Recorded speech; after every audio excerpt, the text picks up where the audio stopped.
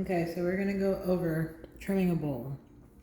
So this bowl was thrown last night and the bottom of it needs to be trimmed. So as you can see from the side here, that you have that curve, but then you have this extra bit of clay that's here. So what we're doing is just trying to get that curve to come all the way down to the bottom so that there is no separation that's there. And then we're just going to fix the bottom too so that it's not just flat, but it has a defined foot that it'll sit on. So what we're gonna do is turn this over on the wheel. Look for a diameter that it either fits in or fits on, and try to center it by the rim. Now understand this, if you throw your piece and it's crooked, which sometimes happens, the bottom here is not aligned with your rim. But to get it on the wheel first and to try to think about it being centered, we first just focus on trying to center the rim. And once we try to center the rim, we can check how centered that is for the bottom, and then we're going to adjust from there. So first, we're just centering the rim.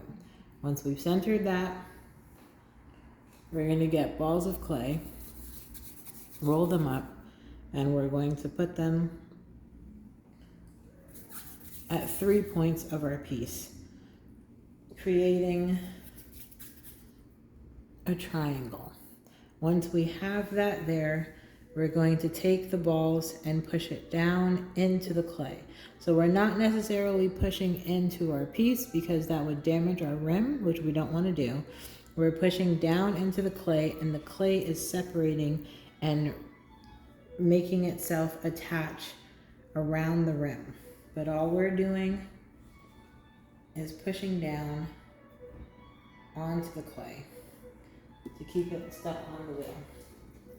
Now, as it's on the wheel, we're going to spin it around, and we're going to hold our pin tool in any way that you need to hold the pin tool to be able to draw the line on the bottom of your piece.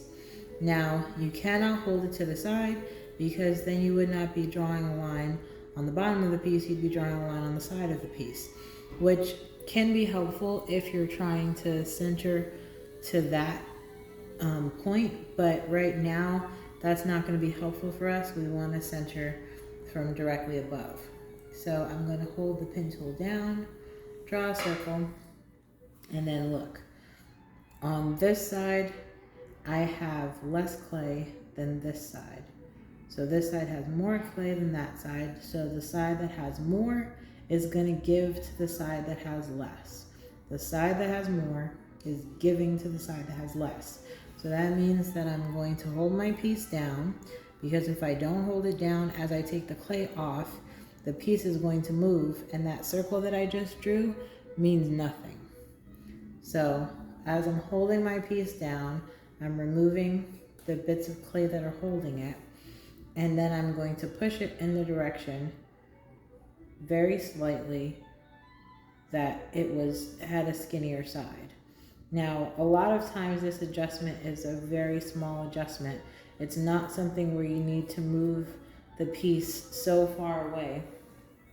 Sometimes it's just shimmying it a centimeter into the other direction. So now I'm just going to use the balls to hold the piece down again.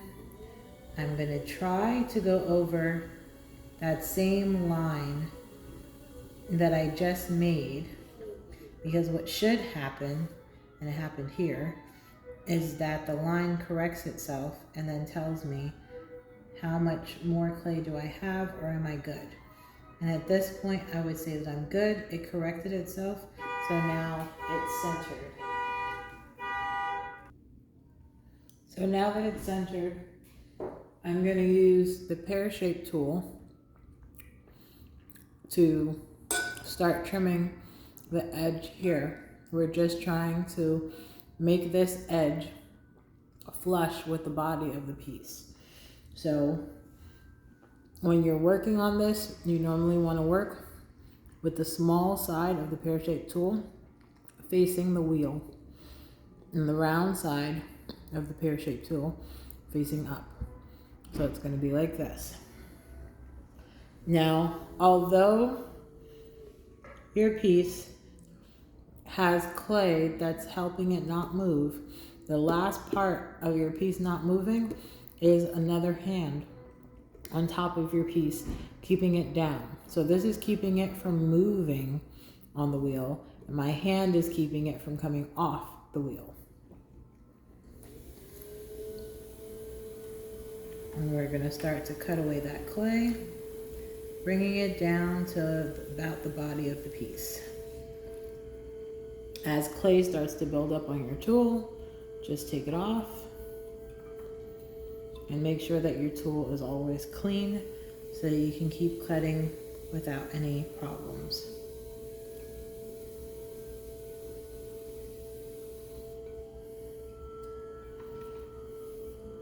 Now, as I start to get closer to the bowl being flush, I'm now going to take the small side and face it up and use that wider side to even out all that clay so that the bowl only has one shape, not a different shape on the bottom.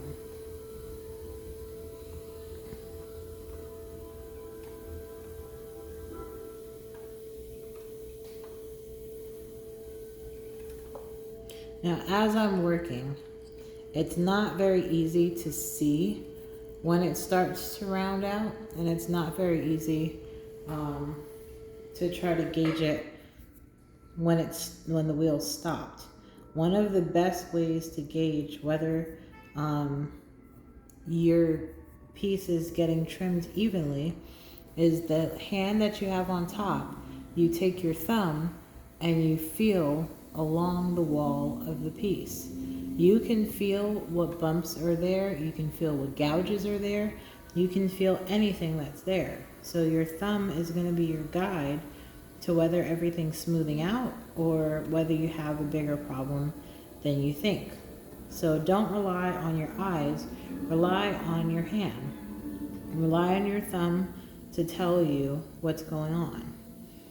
And then move the tool accordingly. So right now I'm moving the tool down along with my thumb to make sure that the whole bowl feels round everywhere.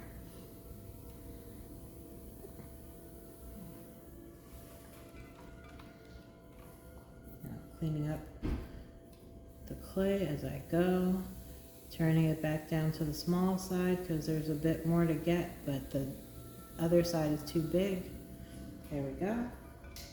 So now that buildup that we had there is gone. So now we just have the clay that is connected to the body, and we have clay for our foot.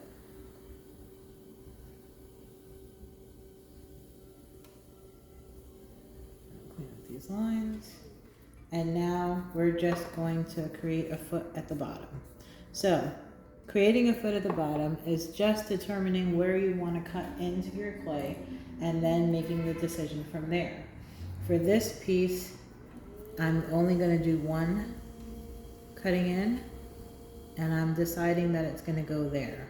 So this line is where I'm going to dig in. The rest of this I'm going to leave, and I'm actually going to curve it to make this bowl round. So with the triangle shaped tool, we're going to use the one corner to cut into your piece. So if you're working with your left hand, as I am, you're going to use the left side to cut into the piece until it's deep enough, and then you'll hold the tool flat. If you're working with your right hand, you're going to use the right side of the tool, holding it down to dig into the clay until you get deep enough, and then you turn it flat. So you may be asking, how do you know what's deep? So remember, when we threw the piece, we left either 1/4 of an inch or 1/2 inch at the bottom of the piece. The reason why we did that was because we now want to cut into that at least an eighth of an inch so that we still have a foot, but we also have definition at the bottom of our piece. So I believe this one was cut in a fourth of an inch, so I'm going to dig down an eighth of an inch.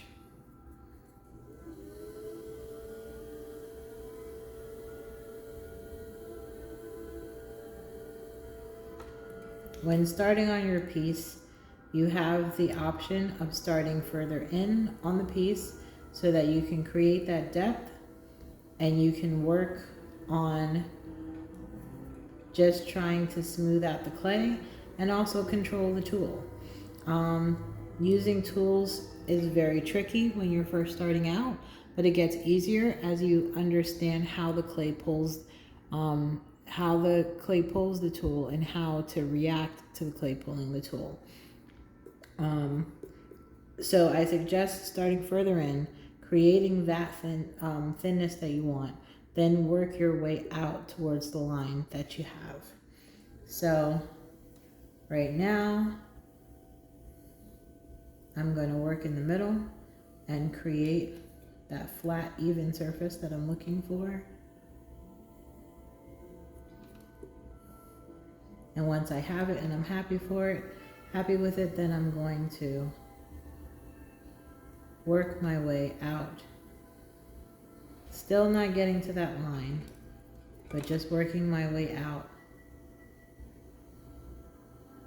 to open up the surface and create a more flat surface.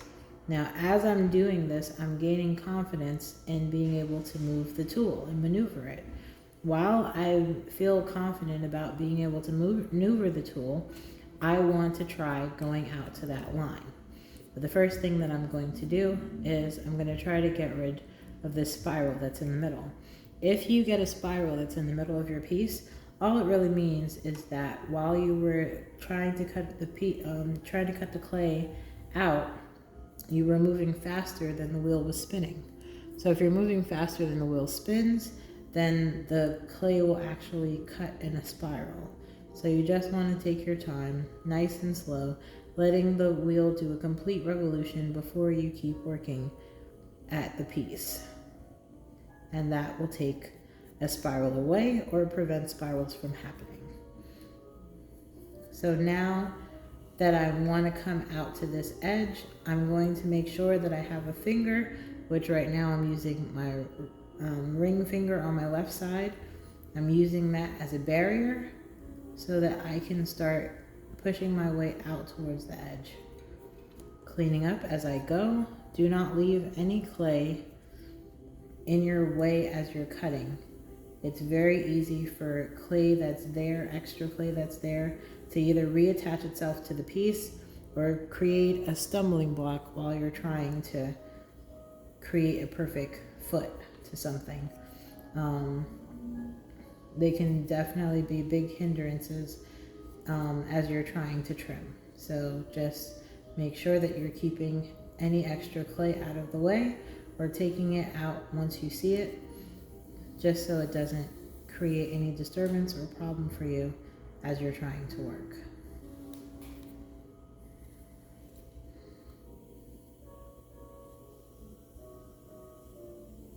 Now I'm going to finish up creating the depth here.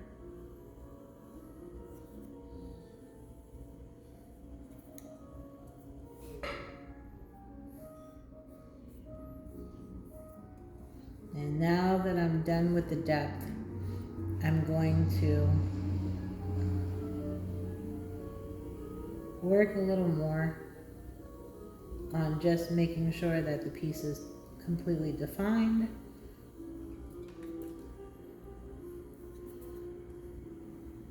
That there's a difference between this depth here and the top.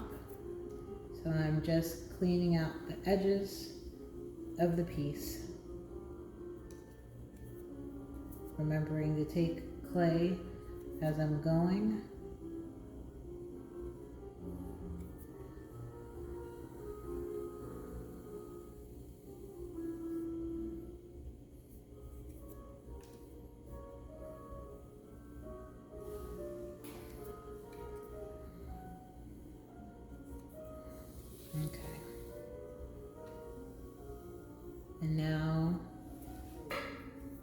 would say this piece is done.